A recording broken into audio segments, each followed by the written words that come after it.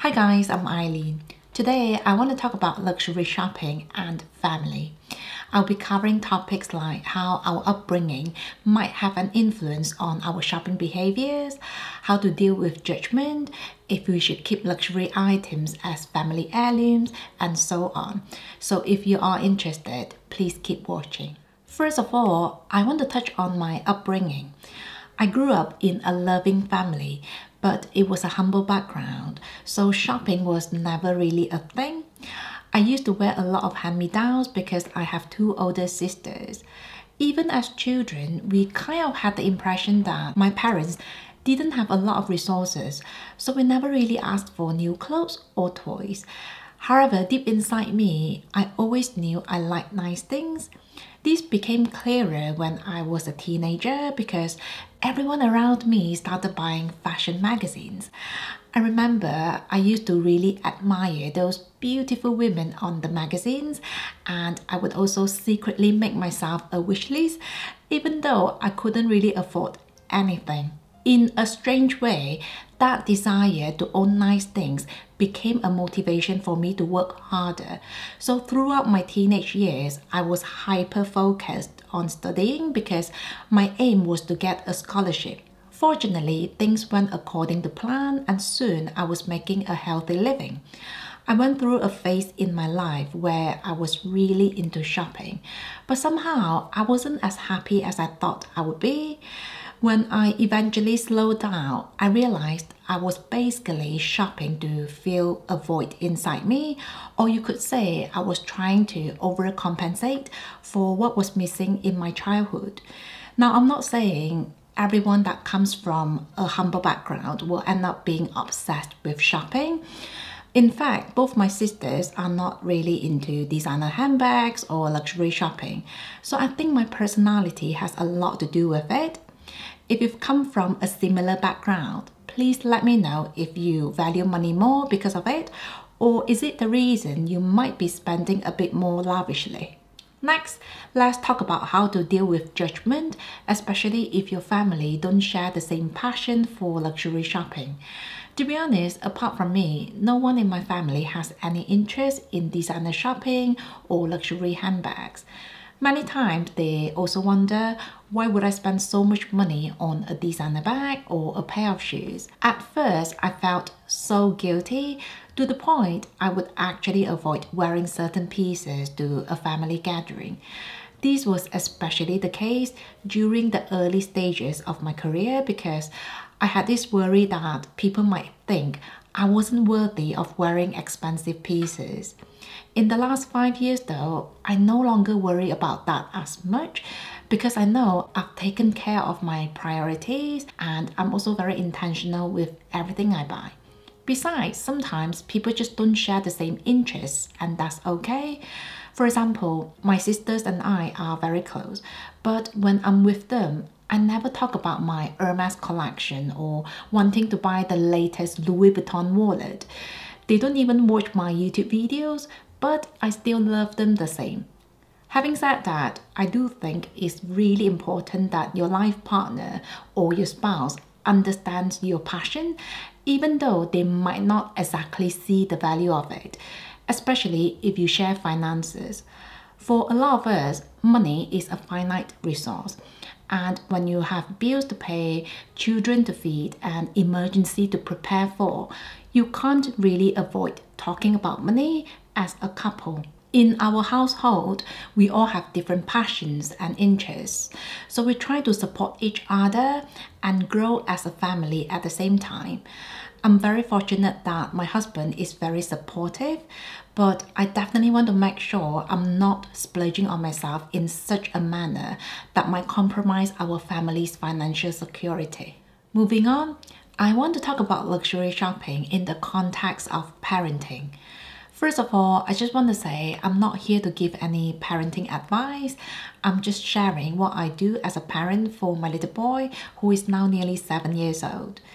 Personally, I never dress Isaac in designer brands. He's at the age where he doesn't really care about what he wears, so I don't want to impose the idea on him that he has to wear designer anything. To be honest, I'm still learning, and sometimes it's so hard to find the right balance, especially because I wear designer brands myself, so I don't want him to think that he's being deprived of certain things. But at the same time, I don't want him to think that wearing designer brands is a given or an entitlement. I hope he will understand the values of hard work and accountability. So in the future, if he decides that he likes nice things, that's perfectly okay with me, as long as he is able to sustain the lifestyle he's chosen for himself. As for now, my husband and I prefer to use our resources on other things, such as experiences and developing new skills.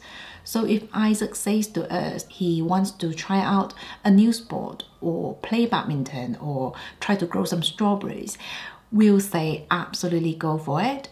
We also love traveling with him because that way he can experience new cultures, food, and people. Now I know things might change when he becomes a teenager, but hopefully we've done the groundwork, and I really hope he will have a better understanding about setting priorities in the future. The next topic is about gifting luxury items to family.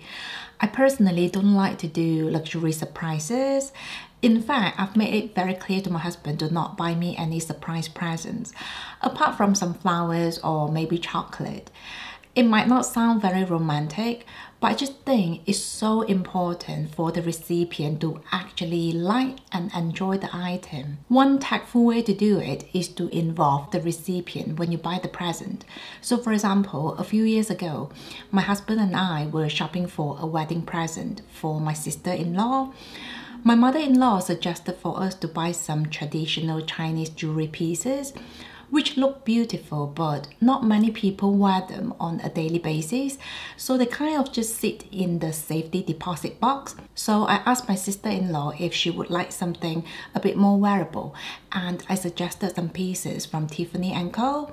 She chose the Tiffany Diamond by the Yard necklace in rose gold, which looks lovely on her, and I'm really glad she's wearing it a lot. To be honest, I prefer to be involved as well when I'm on the receiving end. This is why if my husband wants to buy me a present, I'm usually there with him to choose the present together. In the past, I used to love marking every single special occasion with buying something nice and expensive. But after embracing luxury minimalism, we no longer do that. And to be honest, it feels so nice to just simply enjoy the day and appreciate our blessings. Next, let's talk about passing luxury items down as family heirloom or memorabilia. If you asked me 10 years ago, I would tell you I definitely want to keep a Chanel handbag or a diamond ring as a family heirloom. But my mindset has changed quite a lot since. For the most part, I now buy luxury items because I enjoy using them, not because I want to pass them down to the next generation. This is why I tend to sell the pieces I don't use, even though I know the prices will keep going up. I also donated my wedding dress, and I make sure to declutter my wardrobe on a regular basis. Personally, I believe our children have their own good fortune, so I don't want to burden them with a bunch of things they might not even like.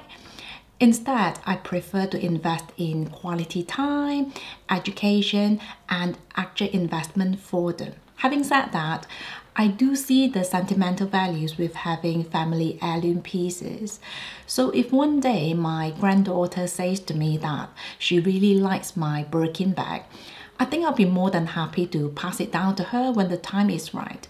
But I just don't see the values of keeping something I personally don't use with the hope that someone else might make use of it. I know I might sound a bit too practical, so please let me know if you feel the same, or are you someone who already have a collection of things ready to pass down to the next generation? So those are my thoughts about some of the family-related topics in the context of luxury shopping. I know we all come from different backgrounds and we have different family dynamics. So let me know if you can relate to any of the things I said in the video, or if there's anything you want to add to. So that's it from me. Thank you so much for watching, and I will see you in my next one. Have a nice day.